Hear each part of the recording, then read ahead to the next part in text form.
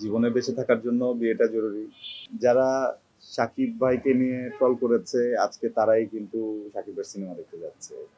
ছোটবেলায় একটা জন সিনার কাছ থেকে শিখেছিলাম, সাকিব ভাইয়ের কাছ থেকে সব থেকে বড় যে জিনিসটা শেখার সেটা হচ্ছে never give up.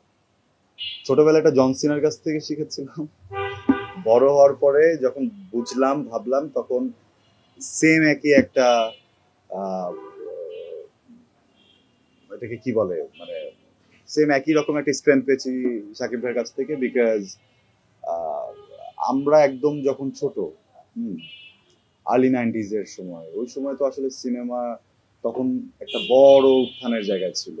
Then let 90s এর পর পর আর্লি 20s এর এই পুরোটা সময়, এই কিছু বছর আগ পর্যন্ত দেখা গেছে যে আসলে সিনেমার ওই ডাকটা ছিল না, ওই মেলাটা ছিল না। বেশ কিছু একটা সময় ওই মেলাটা হারিয়েছিল।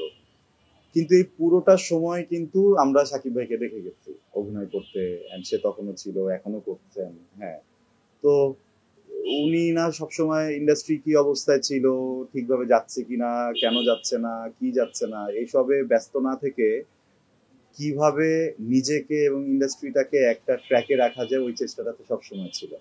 টানা তৃতীয়বার অর্জন করেছে দেশের সেরা সুপার ব্র্যান্ড স্বীকৃতি বসুন্ধরা টিস্যু। হ্যাঁ, এন্ড সেটাই কিন্তু আমরা এখন দেখি। একটা সময় যারা সাকিব ভাইকে নিয়ে ট্রল করেছে আজকে তারাই কিন্তু সাকিবের সিনেমা দেখতে যাচ্ছে। হ্যাঁ, আমি নিজে যাচ্ছি, একটা সিনেমা বেরোলে আমি মানে টিকিটের জন্য গিয়ে ফোন টোন দিয়ে বিভিন্ন জায়গায়, বা এমন হয়েছে যে লাইনে দাঁড়িয়েও টিকিট নিয়েছি। তো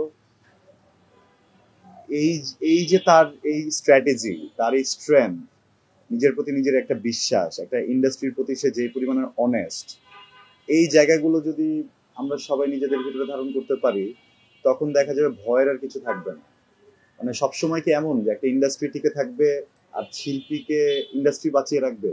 না, কিন্তু শিল্পীদের উপরও দায়িত্ব আছে নিজে টিকে থেকে ইন্ডাস্ট্রিটাকে বাঁচিয়ে রাখা।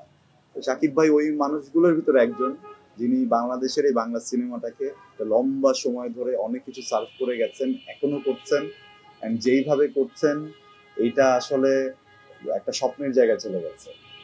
যেইভাবে করছেন এটা একটা শক্তির জায়গায় চলে গেছে, যেই জায়গায় যেইভাবে করছেন এটা একটা গর্বের জায়গায় চলে গেছে। তো ইজ গ্রেট, উনি আসলেই একজন স্টার। জীবনে বেঁচে থাকার জন্য বিয়েটা জরুরি। হ্যাঁ, বিয়েটা করে সুন্দরভাবে সংসার করার জন্য অনেক কিছু জরুরি। এই প্রত্যেকটা জরুরি জিনিস যখন চলে আসবে আমার জীবনে তখন বিয়ে জরুরিটাও পরিপূর্ণ হয়ে যাবে। কারণ আমি একটা মানুষকে আমার ঘরে আনবো, ঘরে আনার পরে আমি চাই তার জন্য কখনো এক মুহূর্তের জন্য এটা মনে না হয় সে নিজের ঘরে নাই, তার যেন কখনো এটা না মনে হয় যে সে ভালো নাই, তার জন্য কখনো এটা না মনে হয় তার হাজবেন্ডের কাছে সে সবসময় যা কিছু চেয়েছিল তা পাচ্ছে না। হ্যাঁ, সে যদি তার বাবার প্রিন্সেস হয়ে থাকে সে যেন আমার কুইন হয়ে থাকতে পারে। এই জায়গাটা যতদিন না পর্যন্ত এনশিওর করতে পারছি ততদিন পর্যন্ত ওই জায়গাটা এনশিওর করার জন্য স্ট্রাগল করে যাবো। যেদিন কমপ্লিট হয়ে যাবে সেদিন নিয়ে আসবো।